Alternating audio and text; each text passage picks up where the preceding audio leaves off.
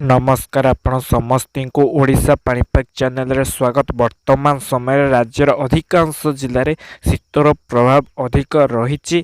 तो केबे शीतर आश्वस्ति मिल एवं केबे वर्षार संभावना रहुची से संपर्क संपूर्ण भाव जानापी भिडटी को संपूर्ण रूपे शेष पर्यंत देखो। वर्तमान समय ओडिशा उपरको उत्तर पश्चिम वायु ठंडा वायुर प्रभाव रही एवं अनुकूल परिस्थिति रही शीत सृष्टि करने। तेणु बंगोपसागर में कौन सक्रिय लघुचाप ना कि पूर्वा वायु सक्रिय ना, तेणु बादल ओडिशा उपर वर्तमान समय ना। तेणु राज्य में शीतर प्रभाव बढ़ी, राज्यर अधिकांश जिले में शीतर प्रभाव बढ़ी एवं यही शीत आहरी 4-5 दिन पर्यंत जारी रही संभावना रही। शीतर प्रभाव जारी रत्यधिक शीत हेले नहेले वर्तमान जो शीत अनुभूत हो टे अधिक शीत अनुभूत हो। राज्यर अधिकांश जिला उपकूल हो, उत्तर हो, दक्षिण हो और समस्त ओडिशा रे शीतर प्रभाव जारी रहिबा आगामी 6-7 दिन पर्यंत।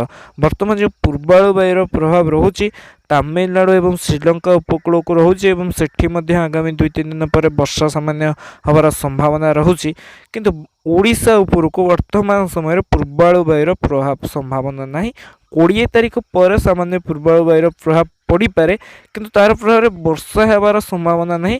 सामान्य शीत को कमे पारे जो पूर्वाणु वायु रहिबो 20 तारीख पर। शीत ऋतु साधारणतः पूर्वा वायु कि लघुचाप सृष्टि हेले ओडिशा रे वर्षा होता है कि शक्तिशाली पश्चिमा झड़ जदि आसे तार प्रभाव में पश्चिम ओडिशा उत्तर ओडिशा जिला मानक वर्षा होता है। वर्तमान समय जनवरी मासरे शक्ति पश्चिमा झड़ आसबार संभावना अच्छी किंतु वर्तमान समय कौन पश्चिमा झड़ कि बंगोपसागर कौन लघुचाप सृष्टि होबार संभावना नहीं। घूर्णिबलय जो प्रभाव रमिलनाडु श्रीलंका उपर ओडिशा उपर तार प्रभाव ना। तेणु 20-25 तारीख पर्यंत राज्य में वर्षार संभावना ना एवं शीत जारी रही।